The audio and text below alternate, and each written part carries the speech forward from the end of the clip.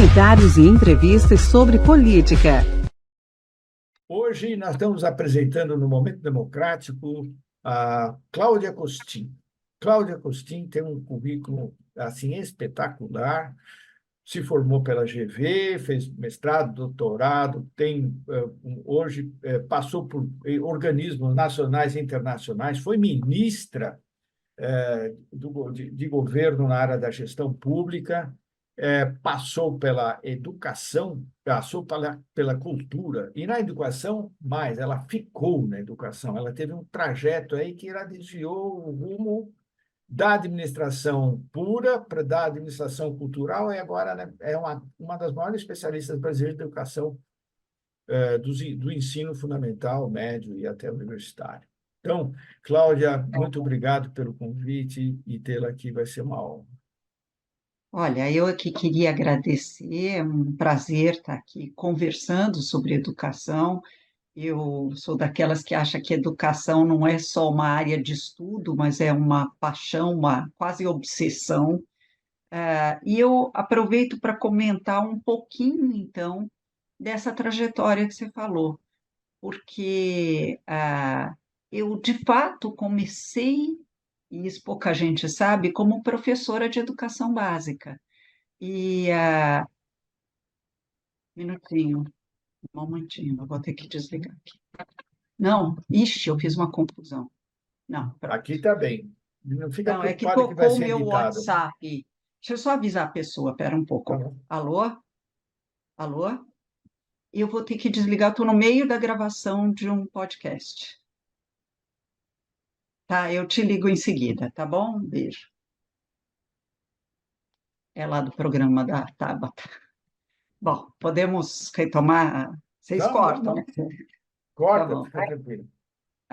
Então, eu comecei como professora da educação básica. Eu sempre quis trabalhar com a educação, porque minha mãe era refugiada de guerra e não conseguiu completar o que antigamente se chamava de ginásio, que hoje é chamado de anos finais do fundamental. Então, eu era apaixonada por educação, queria ir para a educação, só que quando eu ia fazer o meu terceiro ano, né, terminando o meu curso de magistério ah, o meu pai, eu perdi meu irmão, que ia suceder meu pai na empresa. Meu pai pediu que eu fizesse administração.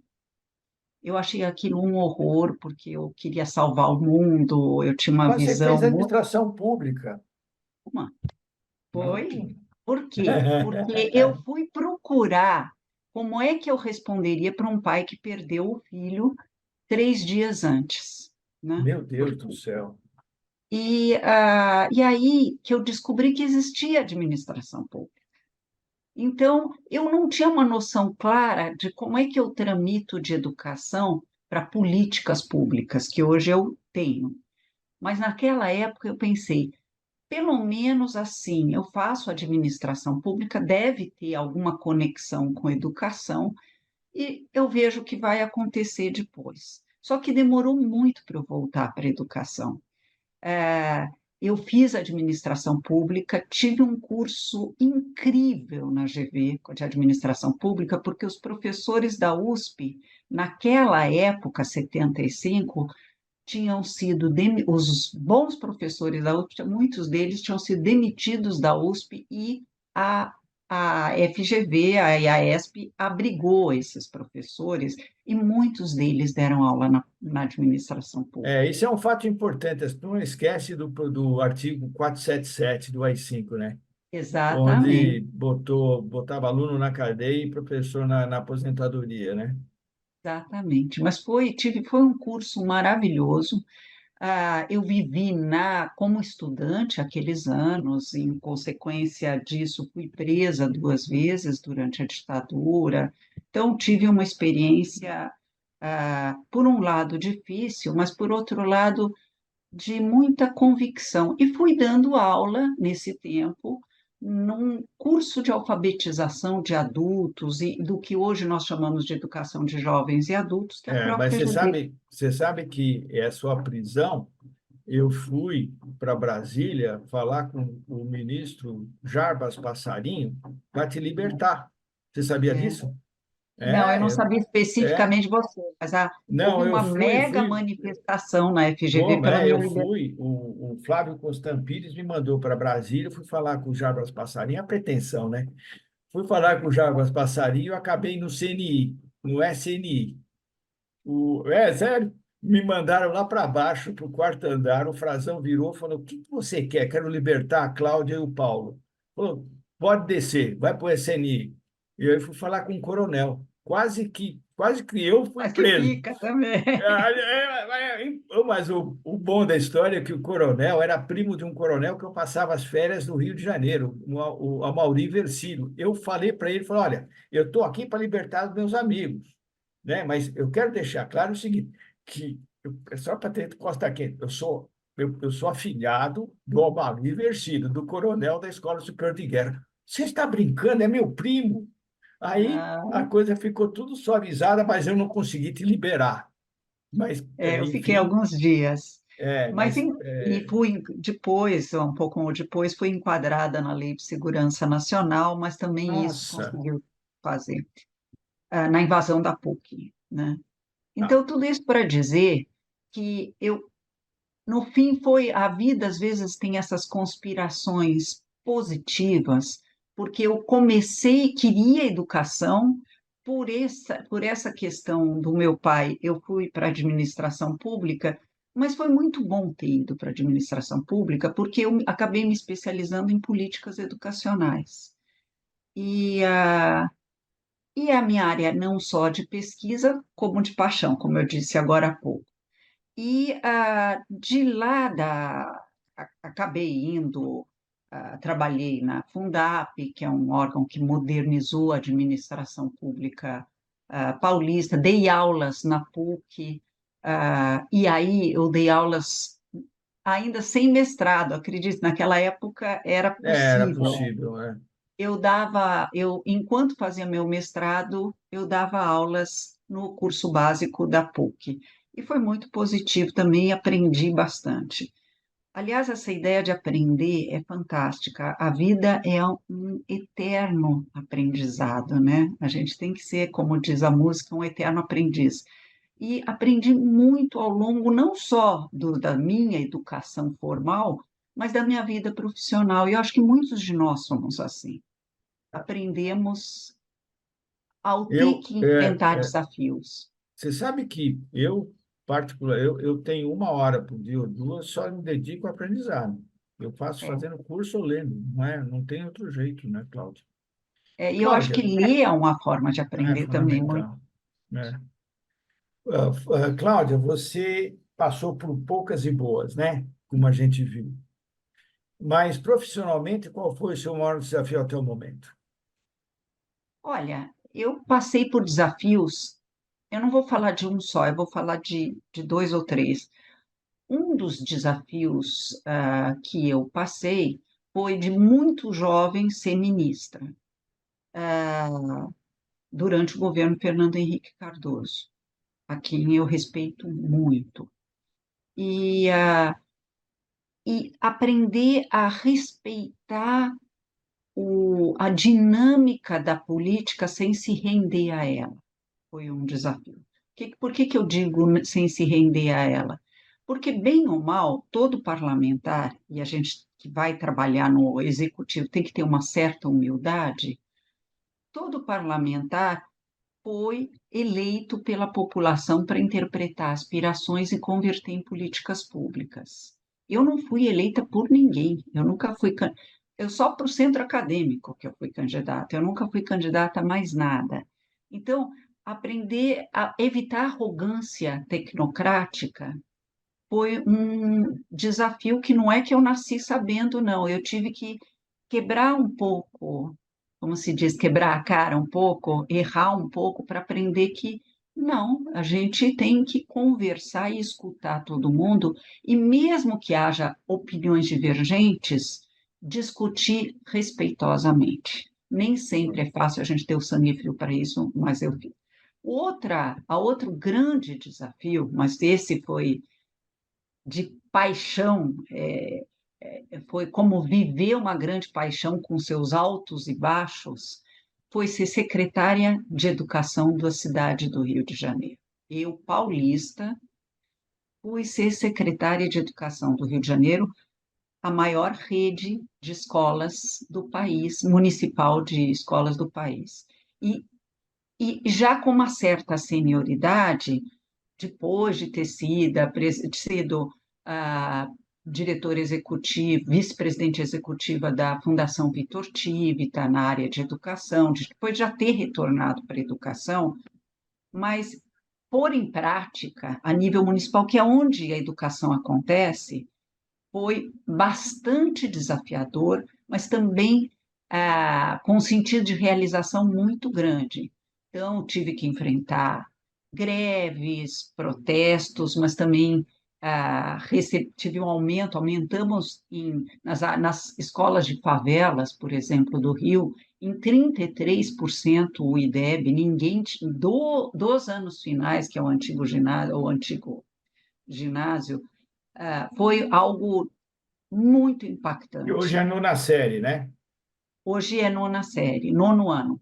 Nono ano. E também aumentamos, em média, a rede como um todo, em 22% o IDEB. Então, foi um desafio interessantíssimo, mas também não foi sem atrito e aprender a operar num contexto em que você precisa contrariar determinados interesses e, ao mesmo tempo, garantir uma coisa que eu falo muito para os meus mentorados. Quando você se torna secretário de educação, você se torna presidente do sindicato dos alunos. O que que isso quer dizer? Você tem que Genial, defender os interesses de longo prazo das crianças e dos genial, jovens. genial. Uma coisa incrível, não tinha pensado desse jeito. Muito bem feito. Eu percebi isso ao enfrentar os desafios, porque eu É, que comecei como professora, tem momentos em que os interesses dos professores e dos alunos coincidem, é ótimo. Tem momentos que não. E nesses momentos, saber que você tem uma missão a cumprir e que tem que tentar convencer a todos e, eventualmente, comprar algumas brigas, é o mais desafiador. Todos nós gostamos de fazer coisas simpáticas, bonitas, etc. Mas não é assim que se transforma o mundo. não, é verdade.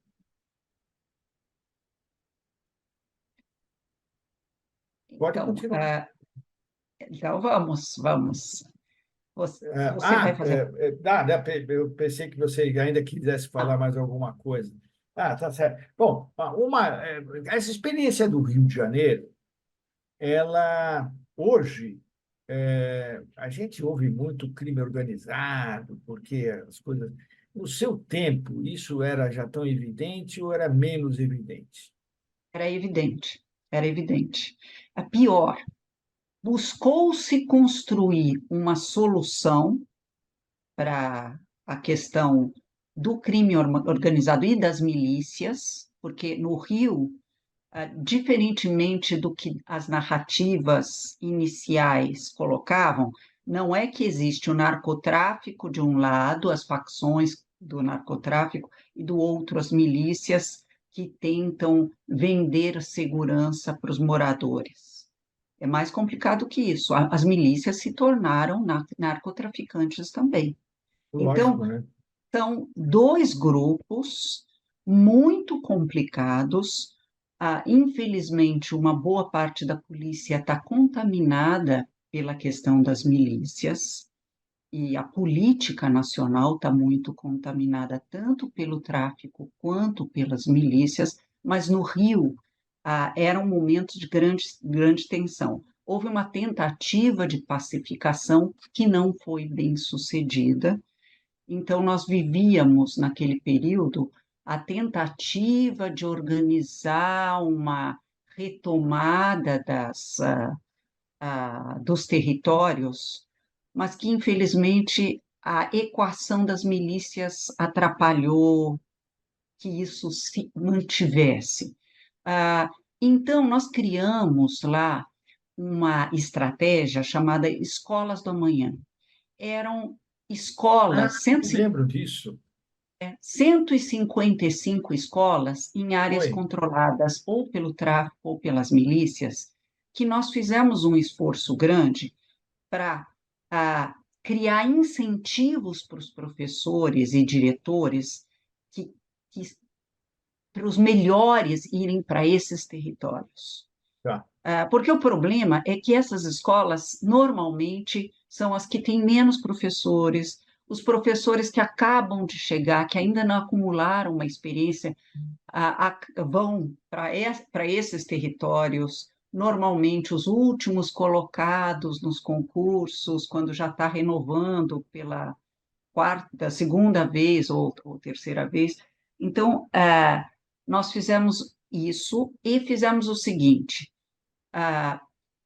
havia um programa do governo federal chamado Mais Educação com atividades pós-escola.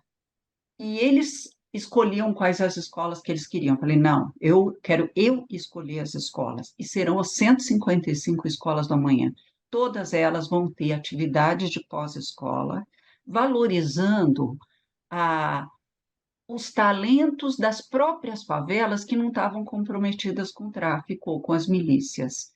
Então, tiveram aula de capoeira, aula de dança, muita arte, muito esporte, mas com os talentos locais no pós-escola.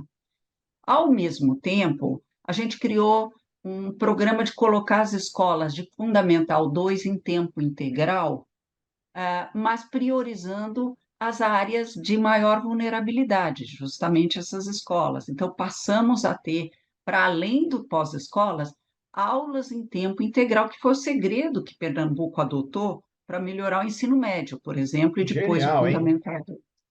Então, essa questão de construir uma estratégia de equidade é fundamental. Equidade quer dizer Entendi. não tratar igual, mas dar mais para quem tem menos. Você tem que tratar de forma desigual coisas desiguais, né? Exatamente, Hum. exatamente. Então, isso ajudou muito a enfrentar essas questões. Mas eu vou ser muito franca com você, Ronaldo. A gente não teria conseguido construir o programa Escolas do Amanhã se eu não fizesse algumas coisas que foram fundamentais, como, por exemplo, conversar com as associações de moradores, eu estou pondo entre aspas, porque Entendi. em regiões controladas pelo tráfico, a associação de moradores, ela é sob controle do tráfico, para pedir que não se agredisse a escola, Entendi. que a escola, a não ser em situações extremas, não se ah, ah, não entrassem nas escolas, não deixassem que roubassem coisas das escolas, porque afinal os filhos dessa gente também estão dentro da favela. Então, Lógico.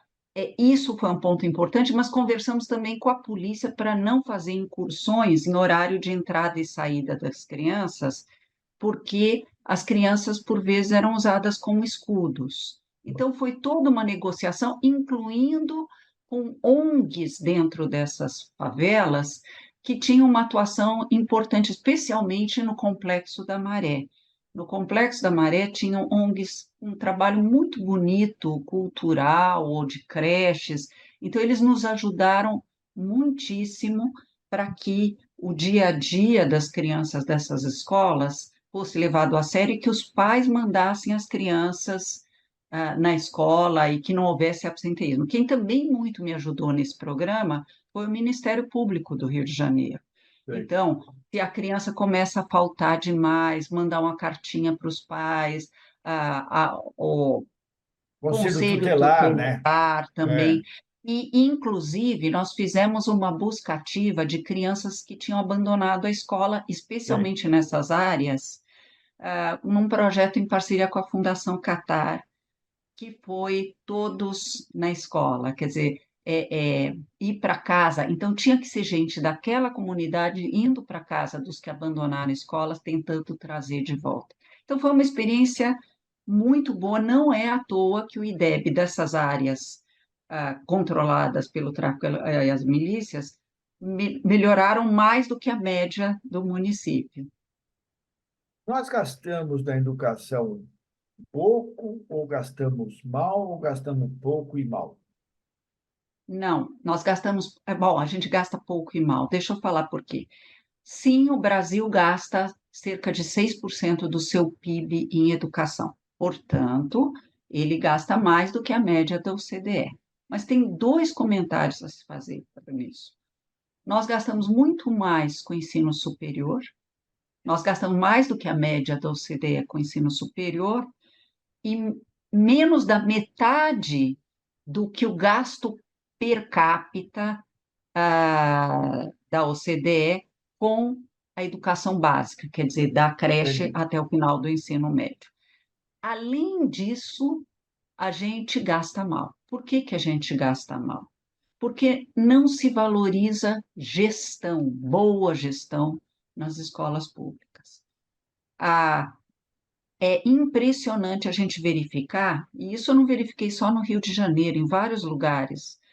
Uma vez eu fui, logo que começou a avaliação, que é chamada de SAEB, durante um tempo foi chamada de Prova Brasil, que era aplicada no quinto ano e no nono ano, eu fui para Curitiba, porque eu constatei que uma das melhores escolas em matemática era num assentamento rural, É que, interessante, hein? em matemática. Aí eu fui conversar com a professora, com a secretária, e ela me disse o seguinte: com isso eu pude saber que a gestão escolar era boa e que a professora de matemática adotava boas práticas. Eu pude usar Uhum. essa diretora e essa professora para trabalhar com os outros, para capacitar os outros. Por que que eu estou contando essa história? Porque no Rio aconteceu exatamente a mesma coisa. Nós descobrimos algumas escolas que tinham diretores muito bons. Tinha uma em Antares, que é aquela favela onde morreu um cinegrafista, me lembro Da mais, acho que da Bandeirantes. Record, da Não, não, da Bandeirante. Globo. Da Globo, da Não era Globo. não, o da Globo foi numa outra favela. Ah, Essa tá. aqui foi um Foi da da Bandeirantes. Bandeirante. Tá. E muito violenta, continua muito violenta, chama Antares. E tinha um CIEP, que tinha uma diretora que não tem uma fala sofisticada, ela parece uma pessoa bastante simples, pragmática e que trabalha colaborativamente com seus professores, que são muito bons. Ela conseguiu atrair e reter bons professores e fazer um trabalho fantástico. Ela ajudou depois a formar uma outra escola que tinha uma diretora um pouco inexperiente, na mesma favela. Então a gente pôde parear as duas, e aí uma diretora mentorou a outra, e no final essa outra se tornou uma das melhores escolas do Rio também. Quer dizer, Entendi. dá para fazer muito trabalho melhorando a gestão, mas lembrando o gestor que o foco dele tem que ser a aprendizagem de todos. Infelizmente, só um comentário final em relação a isso, Lógico. com essa prática, duas práticas que, a meu ver, são equivocadas. Uma delas, eleição simples de diretores. O que que isso traz? Se for uma eleição em que dá-se um peso excessivo aos professores, há um risco de criar pactos de mediocridade. Outro risco, indicação política de diretores. A lealdade do diretor não é mais com o processo de transformação da educação, ou como eu brinquei, o sindicato dos alunos, e sim com o vereador que elegeu, né? Ah, Há ainda uma terceira alternativa que eu também considero equivocada, que é transformar o diretor em cargo efetivo. Porque se ele não tem talentos de liderança, ninguém faz, por exemplo, a contratar um diretor de uma organização grande faz concurso público com uma prova escrita, porque liderança é um atributo que tem que ser testado. Então, qual é a alternativa a isso? Uma combinação de critérios técnicos, como dizem em inglês, um search committee, ou uma busca de talentos, e com verificação, e, eventualmente, uma consulta à comunidade para ver se adequa ao perfil daquela comunidade escolar. E nós trocamos o jeito, nós fizemos esse modelo e ajudou bastante. Tudo isso para dizer que infelizmente, a gente ainda tem má gestão, seja vinda do topo, seja de uma escola específica, a gente, porque precisa comprar umas briguinhas para que isso se resolva, e ainda temos dinheiro insuficiente, porque os salários dos professores ainda são baixos. O maior gasto em educação é salário do professor, e é fundamental tornar a profissão atrativa para atrair e reter talentos na profissão de professor. E outro fato real é esse dado que você falou da distorção, né? O governo federal aposta muito no ensino superior, né? Põe uma É, verba razoável. Agora, quando você desenha esse cenário para nós, eu pergunto, em primeiro lugar, a universidade pública deveria ser paga para sobrar mais dinheiro? É, a, a universidade, ela vai sempre depender, mesmo nos modelos pagos de universidades públicas internacionalmente, elas dependem de não, Lógico. simplesmente a anuidade não resolve a equação, mas eu É, acho que deveria ser paga. Eu acho que deveria ser paga por uma questão de princípio. Ah, Durante anos e anos, foi a universidade atendia prioritariamente alunos de escolas particulares, lembrando que 82% dos alunos brasileiros estão em escolas públicas, e pessoas que poderiam pagar. Eu não acho isso certo. Eu acho que deveríamos sim manter programas como o FIES, ter algum tipo de apoio para os, e inclusive scholarship, para né? é, Permanecer com scholarship, com bolsa de é, estudo, sem problema, ter né? bolsas de estudos para quem não pode pagar, Lógico. até bolsas parciais para aqueles que podem, mas não É, podem pagar tudo, e até auxílio lógico.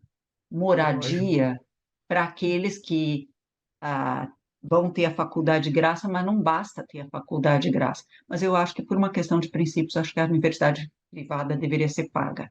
E E a gente deveria aumentar o investimento na educação básica, porque é lá que se constrói. Não se constrói uma sociedade menos desigual, simplesmente investindo no ensino superior. Nós temos que melhorar de verdade a educação. quando você foi muito precioso o seu depoimento da sua experiência no Rio de Janeiro, e ficou evidente o seguinte: olha, nós temos um problema de gestão, temos problemas com os professores, então vai a pergunta: por que a gente não adota indicadores de desempenho mais transparentes, né? Na verdade, absolutamente claro o seguinte: olha, se você não atingir determinada desempenho, você está fora, né? Ou você é despedido, você desloca, você vai para um processo de treinamento.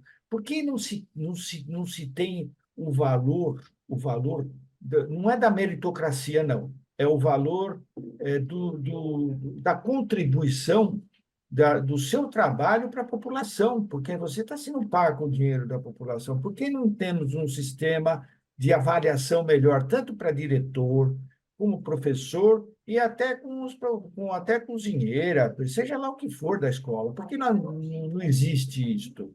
Por que isso não é.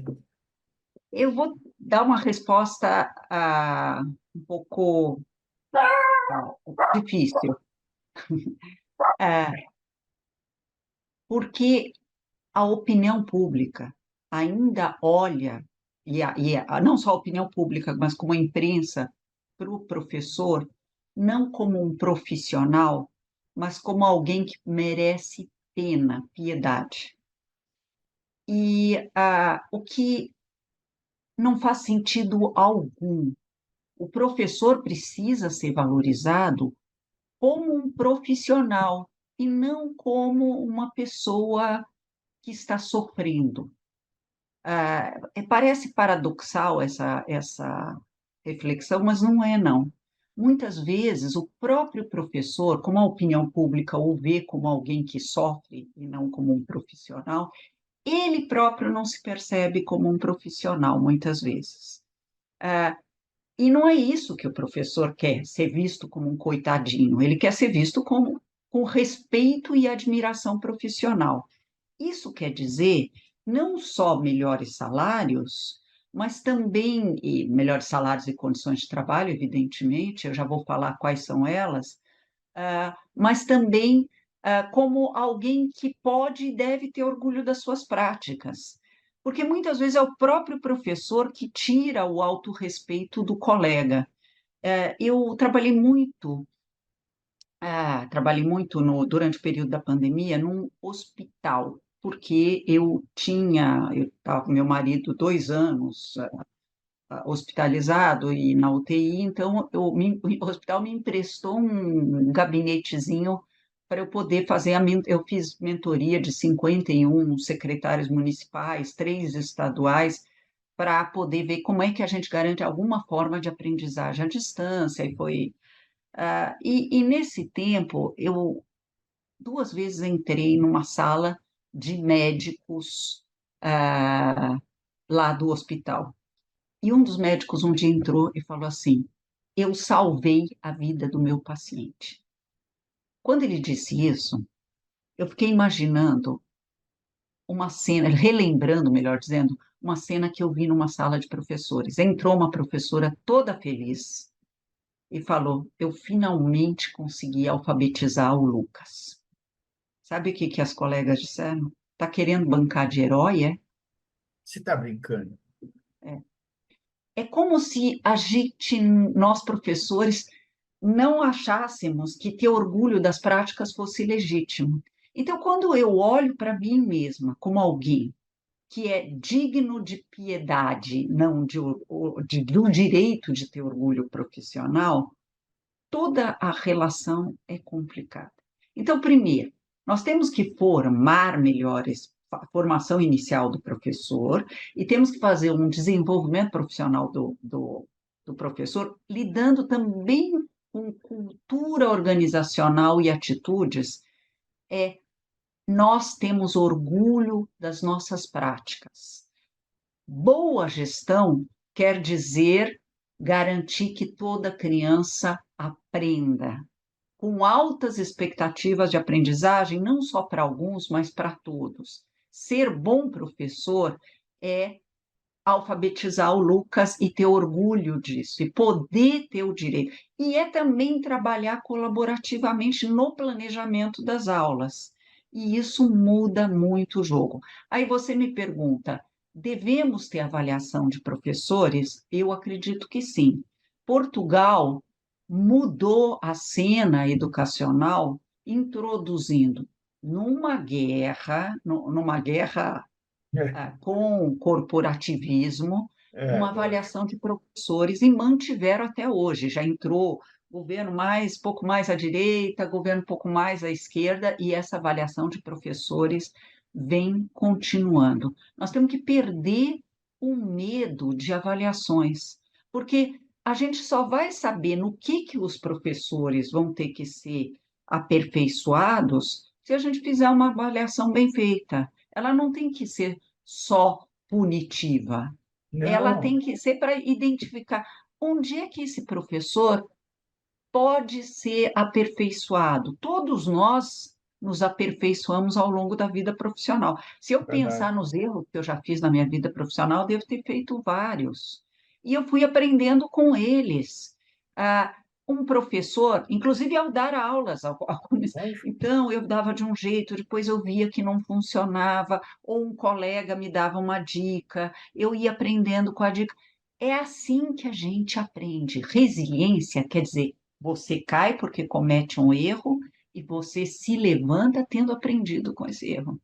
Levanta, sacode a poeira e dá a volta por E a volta cima. para homenagear o nosso Vanzolini, que Que é ontem, um grande professor. no dia de ontem, hoje estamos gravando, mas no dia de ontem, Vanzolini teria completado 100 anos. No dia 25 de abril, Revolução não dos é? Cravos também. É, pois é. Então, e aí aparece a avaliação dos alunos, né? Os Enems da vida, né? E o que você me diz disto daí? Para mim é um ganho, mas eu acho que pode melhorar. Bom, toda avaliação pode melhorar. O que não pode é a gente ter preconceito contra dados em educação. É engraçado porque nós, da educação, nós, durante a pandemia, criticamos muito o negacionismo científico em saúde, né? E eu continuo criticando. Eu perdi o É marido para óbvio, né? Covid. E perdi porque ele tinha câncer. Quer dizer, ele tinha câncer, o tratamento do câncer, apesar dele ter tomado todas as doses da vacina, impediu Aumentou. tirou a imunidade dele. Mas tudo isso para dizer que negacionismo científico existe muito em educação. Sabe aquela coisa? Essa é uma escola boa, as crianças estão brincando, felizes, etc. Não estão aprendendo nada, mas estão felizes. Não, Felizes analfabetos. é, eu quero que a criança seja feliz agora, na sua infância, e também no futuro. Eu não posso destruir o futuro dessa criança. Então, da mesma Lógico. maneira que em saúde existe, por exemplo, vigilância epidemiológica, eu tenho que ter em educação um acompanhamento, e aí vem o SAEB, que é a avaliação que é feita a cada 2 anos pelo governo federal. Ela não é perfeita, mas ela é muito melhor do que boa parte dos países. Eu fui diretora Lógico. global de educação do Banco Mundial, acompanhei a avaliação de vários países.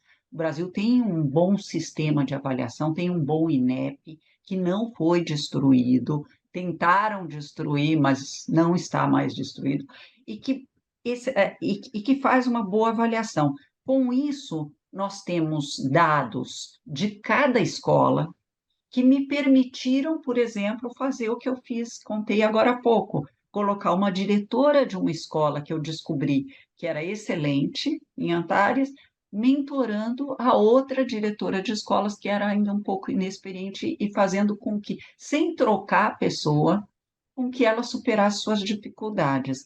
Então, eu gosto muito do SAEB, ele deve ser aperfeiçoado, ele é feito no segundo ano do ensino fundamental para via alfabetização, no quinto, no nono e na terceira série do ensino médio. E o Enem, eu também gosto muito do Enem. Também. Eu acho que o Enem foi um avanço, Foi. porque ele se tornou uma porta de entrada para o ensino superior e ele não é tão conteudista quanto os vestibulares. Ele demanda competências de saber pensar matematicamente, saber pensar cientificamente, ler e interpretar textos complexos, um certo repertório cultural que demanda conhecimentos de história, geografia, quer dizer, ah, essa abordagem do Enem, junto com o sistema unificado de seleção, que permite que um aluno, sem fazer 4, 5 vestibulares, como teria sido no nosso tempo, para entrar escolher diferentes universidades federais, que ele, no sistema do SISU, ele possa cursar a universidade não só no seu estado, se ele eventualmente ou não tivesse vontade ou sorte de entrar poder fazer em outro estado. Nós somos um Lógico. só país. Então, eu gosto. Ele pode ser aperfeiçoado, não tenho a menor dúvida. Ele É tem que lógico. ser ainda menos conteudista e ele vai ter que dialogar com o tipo de ensino médio que a gente vier a construir no país. Ô, Cláudia, por que a gente não tem um currículo unificado no Nós país? temos, o Brasil criou em 2017, aprovou uma coisa que já estava demandada na Constituição, que é a Base Nacional Comum Curricular. Ela traz mais do que diretrizes, ela traz o que deveria ser ensinado da educação infantil até o final do ensino médio. Mas está Isso muito foi básico. são 400 páginas É, detalhando. Só que tem um problema que eles têm razão de ter feito de uma forma um pouco mais cuidadosa, que essa base nacional comum curricular, ela é traduzida nos 27 estados brasileiros em currículos estaduais. Aí sim. isto. Por quê? Porque em cada estado é importante estudar a história do estado, as características, a cultura daquele estado, né, o folclore típico daquele estado, etc. Então, ele é traduzido em currículos estaduais. Os municípios podem ou aderir ao currículo estadual ou avançar mais no detalhamento, porque existem municípios que são maiores que estados inteiros, o caso da cidade de São Paulo, por exemplo, ou do Rio de Janeiro. Então, eu acho que foi um avanço ter cumprido o que a Constituição Tá. estabeleceu, mas tem gente que acha que não deveria nem ter isso, porque tiraria a autonomia do professor. E eu queria Uhum. lembrar que a Finlândia, que é tida como um país que tem um ótimo sistema educacional e muita autonomia para o professor, eles têm um currículo nacional. Por É, que eles não desdobraram? Porque eles são um país que não tem só 6 milhões de habitantes, então vocês imaginam como é que são as escolas, né? Não tem um número tão grande de escolas e de diversidades regionais, mas a Finlândia tem, a Coreia tem, todos os países, os 40 primeiros colocados no PISA, que é um teste internacional que permite comparar é, países, têm currículo, com exceção de um caso, que é o Canadá, porque tem a parte do Canadá de francesa. herança mais francesa e mais É, inglesa. Mesmo assim, eles têm currículos provinciais e eles são bastante claros e bastante precisos no que precisa ser feito. Eu acho que foi um avanço para o país passar a ter a é. base nacional. Você sabe que eu tive uma época visitando a TV pública americana em Washington, e quem dirigia a parte de educação era uma brasileira. É, E ela, e ela conseguia fazer um programa nacional pela PBS, porque o currículo era básico. Então, ela é, conseguia fazer com que, naquele dia, 25 ou 26 de abril, as escolas, de uma forma geral, estavam dando determinada matéria. E ela já colocava no ar um estímulo para a pessoa fazer a lição de casa, tirando dúvida.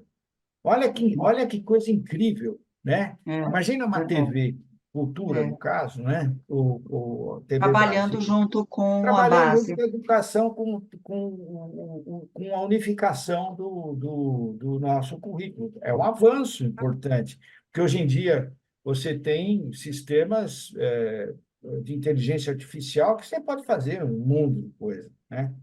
Então, acho que Verdade. você está certo, acho que esse é o caminho bom, e é o caminho correto. E no seu desenvolvimento ficou claro o seguinte: olha, se nós não tivermos gestores bons, se nós não tivermos professores animados e dotados de elementos para poder fazer uma boa aula, né, e motivados para isso, nós, e, e os pais auxiliando, nós não vamos ter uma nação melhor, né? E Aliás, que, Ronaldo, antes de você falar, eu queria só lembrar de um grande ah, pesquisador que também começou como professor canadense, o Michael Fullan, que ele fala que as mudanças em educação, para que funcionem, têm que ser sistêmicas. Não existe uma bala de prata em educação, não tem isso, uma coisa que se fizer só essa coisa resolve. Até surgiu no não passado, tem, surgiu há pouco tempo a ideia das escolas cívico-militares, porque lá vai funcionar. É um conjunto é um de coisas. conjunto. Uma boa atratividade da carreira, uma boa formação de professores na universidade, que hoje é essencialmente teórica, quase não tem conexão entre teoria e prática. Eu queria só lembrar que em medicina a formação é profissionalizante e ser professor é uma profissão tão ou mais complexa que medicina. E a gente tem uma abordagem só teórica, mas tudo bem. A formação inicial do professor, o trabalho colaborativo na escola, boa gestão escolar, boa gestão de redes de escolas públicas, boa gestão, existirem escolas particulares, porque tem alguns que fantasiam, a gente deveria ter todas as escolas públicas.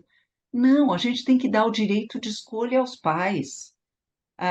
Inclusive, o pai poder escolher entre as escolas públicas, se ele assim o desejar, ou se ele quer escolher uma escola particular por alguma questão dele, que não seja só por uma questão de qualidade, sei lá, quer dar uma orientação religiosa ou qualquer outra coisa para a criança, que ele possa ter esse direito. Então, eu acredito num ecossistema educacional que tenha boas escolas públicas e boas escolas particulares. Tá? Então, eu estava falando, essa articulação toda exige um esforço enorme de toda a sociedade, né? Mas o que os governos estaduais, municipais, federais estão conscientes de que há necessidade dessa articulação? Quais são os programas de treinamento ou informação contínuos que você elencaria como essenciais que já estão presentes no Brasil e que seriam mais incentivados? Bom, primeiro, eu acho que o Brasil não pode continuar com escola com 4 horas de aula. Vamos voltar Tá. para o PISA. Os 40 primeiros, além de ter currículo, eles têm todos entre 7 e 9 horas de aula. E não é para a mãe poder trabalhar, não é por isso que eu Óbvio que motivo isso. não.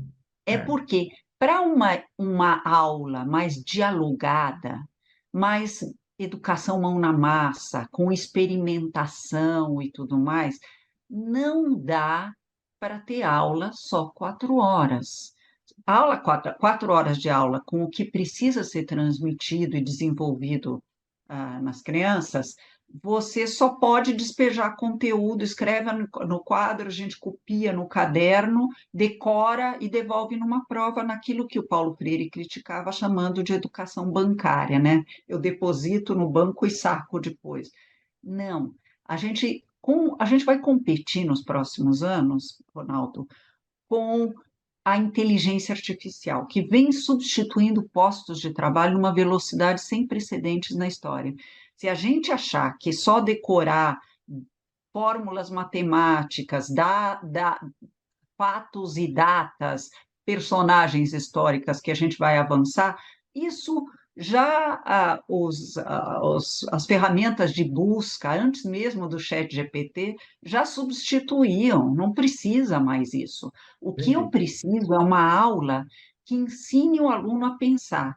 Não é decorar o ponto de vista do professor, é ser um pensador autônomo. Então, partir para uma escola em tempo integral. Tá. Isso vai ser muito importante.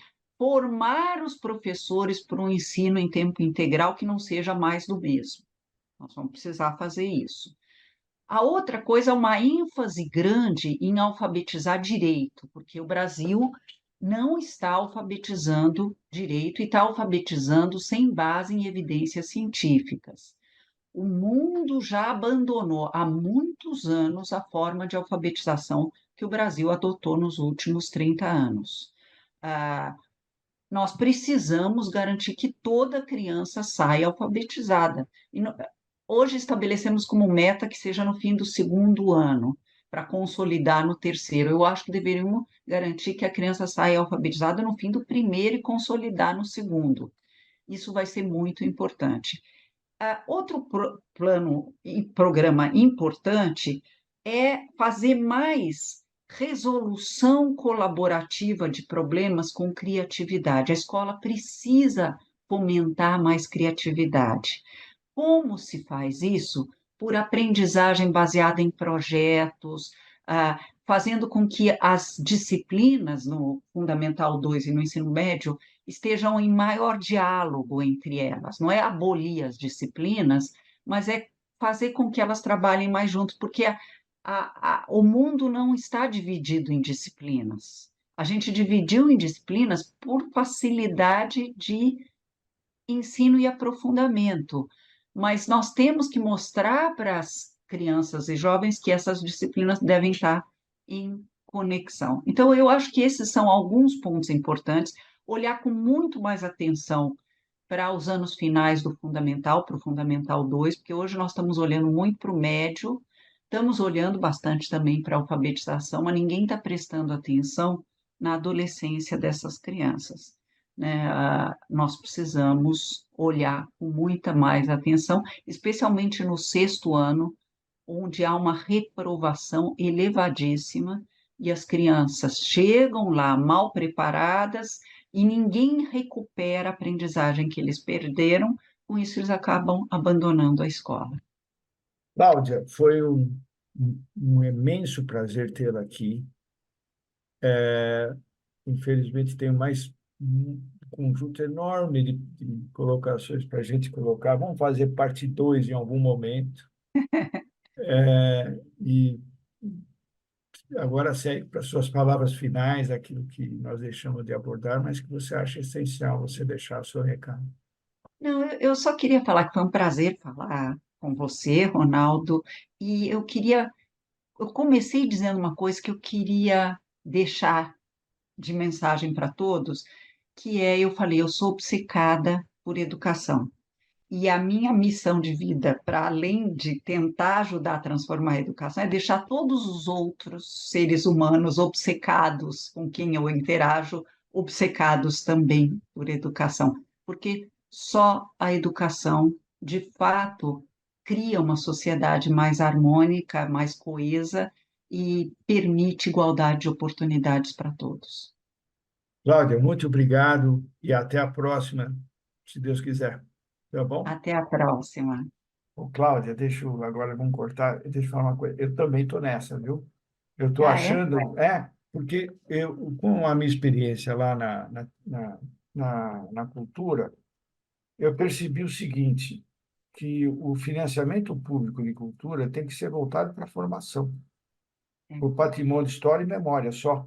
A parte de show, essa parte de difusão tem que diminuir. Você tem que ter financiamento público para corpos estáveis, é óbvio, né? Que É, senão lógico. eles morrem. Mas a formação, como o projeto Guri, é Ela é fundamental e tem que ser ampliado. importantíssima. E ela não pode ser de segunda linha, porque houve uma Não, tentação durante um tempo de fazer, então vamos só ensinar a cantar. não, Não, não. vamos fazer uma coisa sofisticada. Sofisticada.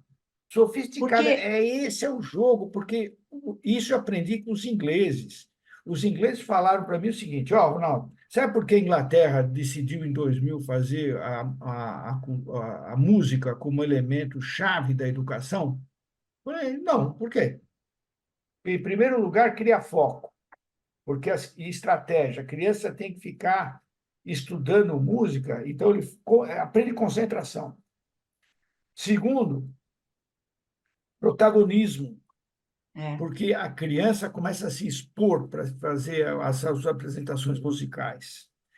Terceiro, integração entre eles. Então, se a pessoa é preta, branca, amarela, se é é, judeu, é albanês, ou se é italiano, se é cristão, se é muçulmano, não importa. Ele está é. lá com a turma, ele fala, pô, esse cara é tão legal, não importa o que ele é, né? É. Então, em todos os meus programas que eu estou fazendo de cultura, eu faço o seguinte, financiamento público concentrado em formação. Posso contribuir com isso numa uma reflexão? Pode, né? Quando eu entrei para a cultura, para como secretária de cultura, eu, na verdade, queria ser de educação, mas não foi isso que rolou, mas eu olhei para a cultura como política pública. E é E o isso que a mesmo. cultura mais fazia, e acho que ainda faz no país, é financiamento para artistas. Nada Tem contra que sentido. os artistas desejem ter financiamento, mas como política pública, você deveria Mas é outro, organizar. é a Secretaria de Desenvolvimento Econômico, não tem nada a ver com cultura. Exatamente. Mas olha, você tirou a expressão da minha boca. Isso não é papel da Não é Secretaria de Cultura. papel. O papel na minha visão daquela época era o seguinte: vamos organizar por faixa etária.